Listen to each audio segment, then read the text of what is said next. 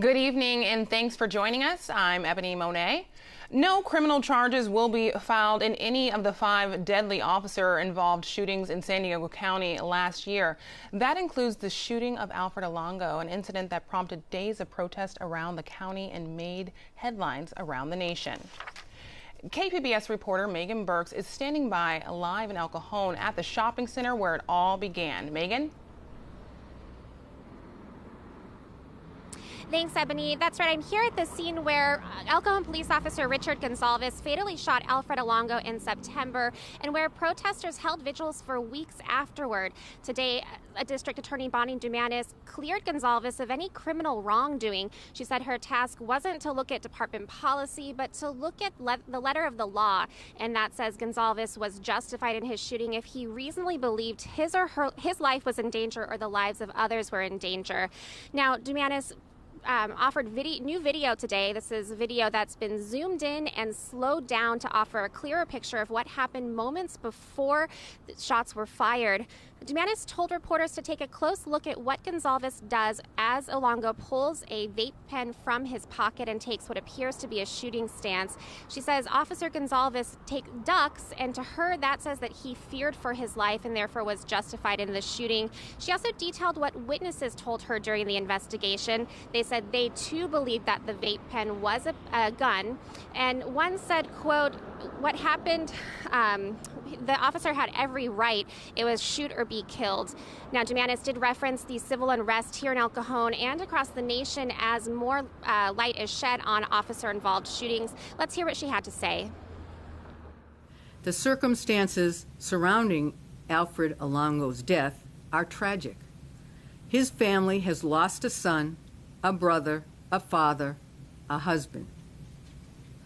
I don't take any sides but the side of justice. And taking that position often never pleases everyone.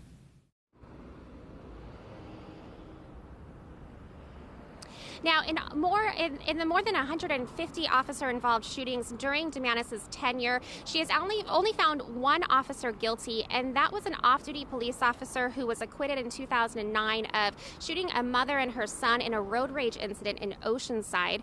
Now, here in El Cajon, whether this becomes the scene of more protests, Dumanis says she expects them, and she expects to keep the dialogue going. Reporting live in El Cajon, I'm Megan Burks. Thank you, Megan. The attorney for Alfred Alongo's family says Dumanis waited 3 months to say what she said before. But Dan Gillian says the shooting was not justified and says the officer provoked Alongo by acting like a cowboy. Got out of his car, pulled his gun, acted like a cowboy, and provoked a mentally ill person into acting like a mentally ill person. I mean, and you just don't do that. Gillian says now that no criminal charges will be filed, he and the Alongo family will pursue the case in civil court. You can find more of our coverage on this case online at kpbs.org.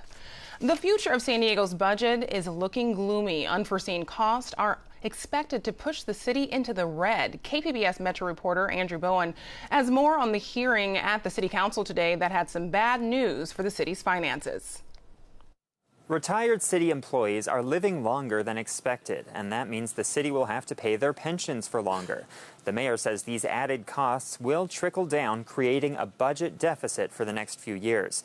All this spells cuts to city services. It's not yet clear where the cuts will happen. They could come from libraries, parks, rec centers, road repair, or arts funding. And the exact amount of the shortfall isn't clear either. The mayor put it at $37 million for the next fiscal year, but the city's independent budget analyst says it could be as high as $64 million. Councilman Chris Ward says if the mayor and council members aren't honest with themselves about the real costs of running the city, then we are not going to honestly be able to arrive at the kind of balanced budget that we need, let alone be able to grow and work on things around homelessness and affordable housing and so many of the other policy priorities that many of us are hoping to begin the work here in 2017. Ward added that the council should have asked voters for some kind of tax increase in 2016 that could have prevented the deficits or made them easier to swallow. The mayor's proposed budget will be announced in April. Andrew Bowen, KPBS News. Governor Jerry Brown is warning of a possible $2 billion deficit in the coming fiscal year due to falling tax revenue. Brown's warning came as he laid out the budget plan for the state today. He's proposing a $122.5 billion spending plan, a reduction of more than $3 billion. As in previous years, he's urging fiscal prudence. The tendency, the inevitable mood is that when we're toward the end of a recovery, we have all this money and people want to spend. That's the very time when you have to pull in and provide a budget reserve, build up the rainy day fund. Assembly Democratic leadership had asked for a $1 billion boost in spending, but will likely find difficulty negotiating such increases with Brown's administration. Republicans have other concerns. We are concerned that the pension liability has not been adjusted to a better level, and we are concerned that the fiscal reserves haven't been increased. However, we approve of the fact that the governor is urging prudence to the legislature, and we are also in agreement with the governor that adjusting spending downward is a much better approach to continuing to increase taxes at this time. Brown's budget proposal assumes federal policies remain the same, but he says the uncertainty is another reason to cut spending. In just over an hour, President Barack Obama is scheduled to give his final speech as President of the United States. The president will speak in Chicago. PBS NewsHour's coverage of Barack Obama's final presidential address will begin at 6 o'clock. Tonight, KPBS Evening Edition will not be seen at 6:30. President-elect Donald Trump's nominee for Homeland Security says closing the border to illegal movement of people and things will be his top priority. Retired Marine General John Kelly was questioned today by the Senate Committee on Homeland Security and Governmental Affairs. He says achieving that goal starts with a border wall, but supporting surveillance technology are also needed, along with patrols by federal and local law enforcement. Confirmations are also underway in Sacramento today, these for Governor Brown's choice for State Attorney General. Javier Becerra was questioned today at length about social and legal issues that Democratic lawmakers believe are under threat from the Trump administration. Becerra says he's prepared to aggressively defend state rights. I will look closely at any law that is passed by this Congress, and I will make sure that any aspect of that law that impinges on the rights of Californians in ways that I think are excessive and unconstitutional, I will fight. Both houses of the legislature have to approve the nomination. The Assembly will vote on Friday. A Northern California lawmaker is raising questions about the decision to hire Eric Holder to help with legal strategies against the Trump administration. Holder is on a $25,000 a month retainer focusing on immigration, health care, and environmental laws. Republican Assemblyman Kevin Kiley says Holder's contract may be illegal. If we already have state employees who do a particular job, then it's unconstitutional to then go and use taxpayer funds to hire a private firm to do the same work. Kiley says he's asked the state attorney general to look into the matter. President-elect Donald Trump is pushing for an immediate repeal and replacement of the Affordable Care Act. A vital benefit for women could vanish if that happens. KPBS health reporter Kenny Goldberg says no-cost contraceptive coverage is in jeopardy.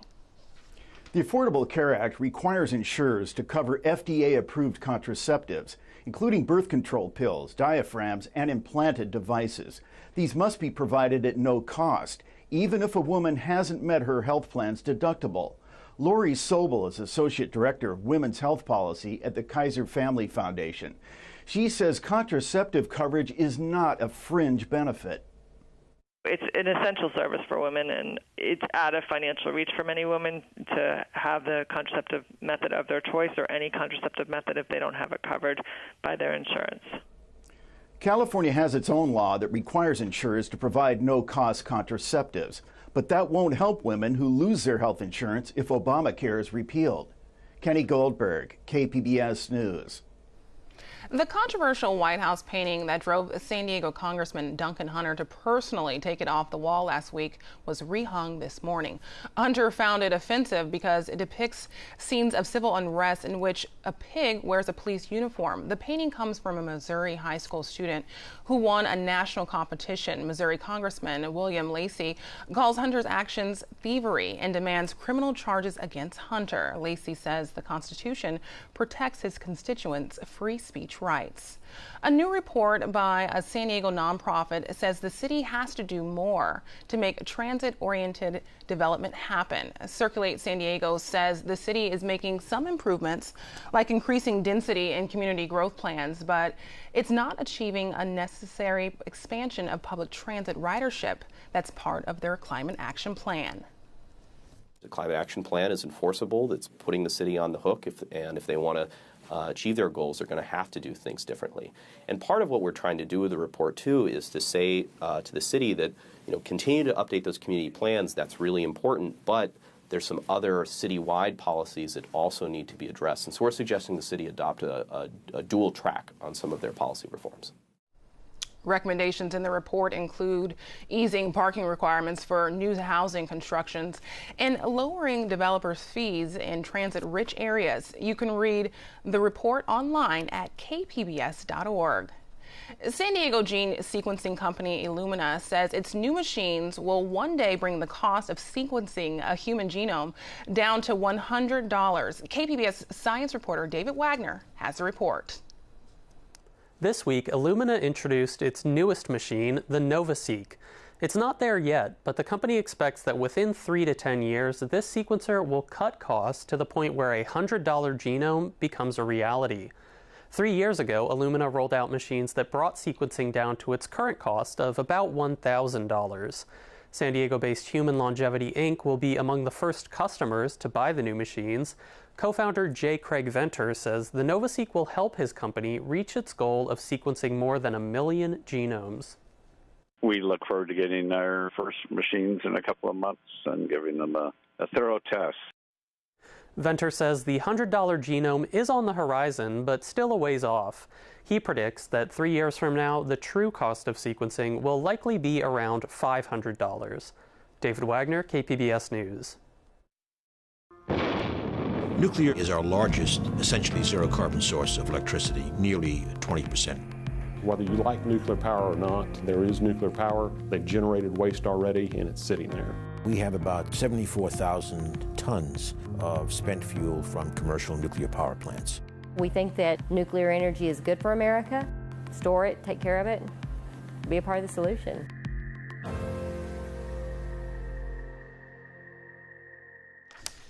The documentary Nuclear Waste Town airs on KPBS television tonight at 11. The San Diego region has had its share of nuclear waste discussions with the early shutdown of the San Onofre nuclear plant following a radioactive leak in 2012. San Onofre will be in the news again in the upcoming weeks following an order by the state regulators for the plant's owners to carefully consider changing a settlement, handing customers a multi-billion-dollar bill for the facility's closure. KPBS investigative reporter Amita Sharma spoke with a consumer lawyer, Mike Aguirre, about the latest developments in the settlement case. Aguirre has long called for the settlement to be scrapped because of how the terms of the deal were hatched in secret overseas. I caught up with him last week at the shuttered San Onofre plant. He says San Onofre's fate was doomed even before the defective equipment was installed. So you have said that this process was flawed from the start, before the flawed steam generators were installed at San Onofre. How so? Well, the Public Utilities Commission allowed Edison to charge for the steam generators without a safety license, even when modeling showed that there were defects in the steam generators that were being used, and without getting a careful reasonableness review by the CPUC, which is the normal way in which big capital projects like this were supposed to be approved. Less than a year After the equipment was installed, it sprung a radioactive leak and the plant was shut down. Eventually, state regulators approved a settlement agreement that stuck ratepayers with a $3.3 billion bill. Later, it was revealed to the public that that settlement agreement nearly matched an outline that had been penned by a Southern California Edison executive and state regulators during a secret meeting in Poland. But it took regulators a full year before they decided to reopen the settlement. Why do you think it took so long? They haven't really reopened the case. What they've done is, under a lot of pressure from the media and from the courts, they've given the appearance of reopening it, but there's no investigation. People are still paying the full amount of costs of the San Onofre plant, but they're not getting electricity. So it took so long because they were trying to figure out how to come up with a PR ploy, and that's what they've come forward with. So now state regulators have ordered Edison and minority owner SDG&E to meet with consumer groups who opposed the deal. Edison says it believes that settlement agreement is entirely appropriate, but it and SDG&E say that they will honor the state regulatory order and meet with these consumer groups. What do you think would be a fair settlement for customers? A full-scale investigation, like in every other case that involves billions of dollars like this, that you're asking ratepayers to pay. The ratepayers have an absolute right to understand how these steam generators failed 11 months into their 40-year lifespan, something that never has happened in the nuclear industry before. They also have a right now, because of all the cover-up and all these secret meetings, they have a right to get to the bottom of it. And then out of an investigation will come a fair resolution. Against this backdrop, the Ninth Circuit Court of Appeals has granted you a hearing on your push to have that settlement agreement overturned. But given that state regulators have actually reopened settlement discussions, does that not make this issue now moot before the Ninth Circuit Court of Appeals? What our Ninth Circuit case does, the federal case does, is it seeks to move the proceeding from the PUC to the United States District Court in San Diego, where we'll have a full opportunity to take, investigate, take evidence, gather evidence, issue subpoenas, and get to the bottom of it, which is something that will never happen in front of the CPUC. What will your arguments be before the Ninth Circuit? Under the law that we have been denied and are being denied a fair hearing before being required to pay for the San Onofre plant to produce electricity that it's not producing. Our clients are having to pay those costs for over a decade.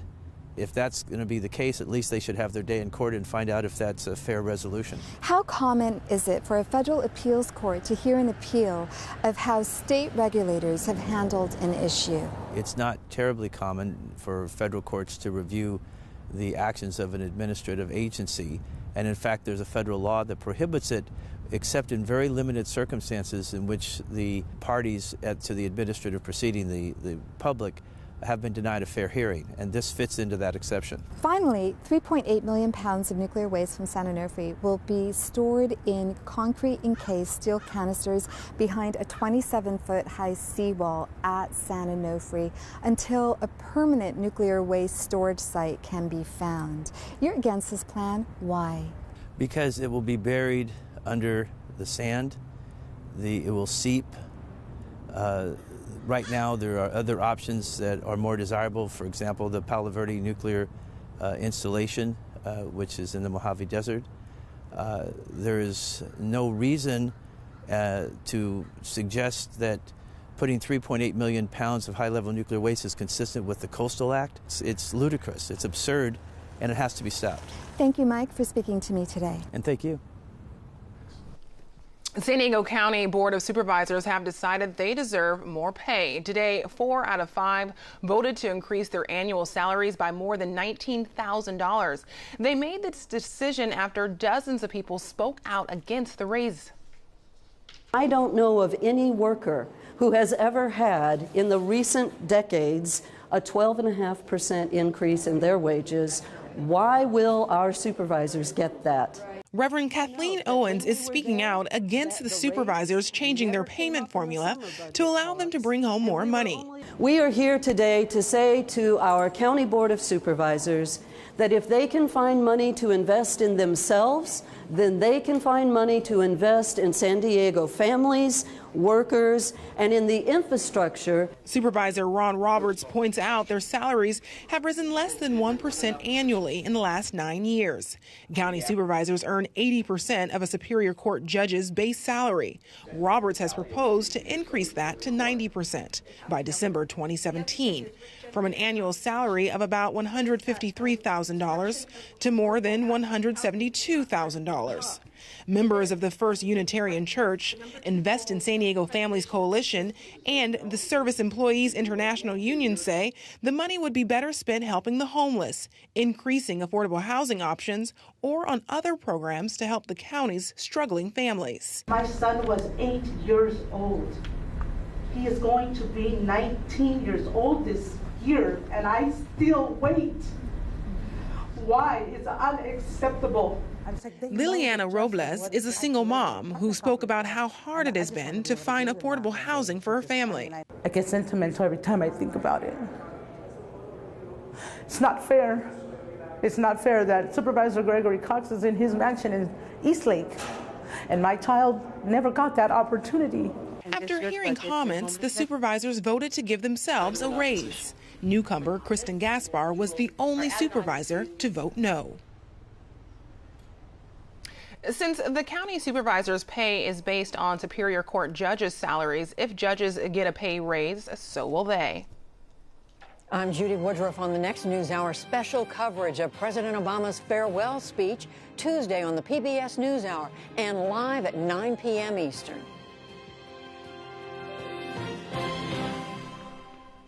Widespread flooding and mudslides prompted hundreds of people to evacuate their homes in Northern California and Nevada. Sonoma County and Reno, Nevada were hit the hardest when local rivers overflowed on Sunday. Several areas still don't have access or power. I just don't know what to do if the water comes in. We lose our trailer and we have nothing left to live in. That's our last refuge, is right in here. An avalanche warning has also been issued tonight in the Sierra Nevada region. Several ski resorts closed today due to high winds and low visibility. Some, like Mammoth Mountain, only had one lift working today. And here in San Diego, a Pacific storm will bring rain in the next couple of days. Shanae Shocker has tonight's weather forecast. Well, it seems there's two more Pacific storms coming on shore across central California, and that's going to be affecting much of the west coast. We take a look at the satellite and radar. We've continued to see some heavy downpours and even blizzard-like conditions out towards the Sierras, as well as on the backside of those mountains. Now, down towards Southern California, we've more so been looking at just a couple of spotty showers. Now, Los Angeles is seeing more of that rainfall, but for us here, we've seen over the past 3 days less than a quarter of an inch. You can see we've been seeing some of those clouds, that onshore flow keeping fog, as well as some of those low clouds in the area throughout the morning hours. Now, throughout tonight, not quite going to get in any rainfall, but we will be seeing mostly cloudy, 55 degrees for tonight in the metro area. Now, we take a look at the rest of the county. We're going to be seeing some showers reach in towards the deserts as well as in towards the mountains. Ramona at 40 degrees with some showers. Also some showers along the coast just north of Oceanside. So we will be seeing that. Borrego Springs staying mostly cloudy, but we are going to be staying dry. Mountain Laguna getting in some showers as well. Now, with the storm totals out towards the mountains, we'll be seeing about ½ inch to an inch over the next couple of days of some rainfall. So this is what our setup for Wednesday looks like. Most of those showers being held off towards the coastal regions of central California and towards northern California. But then we're also going to get some down towards Los Angeles along I-5, down in towards San Diego. It's also going to be quite breezy as well with those westerly winds.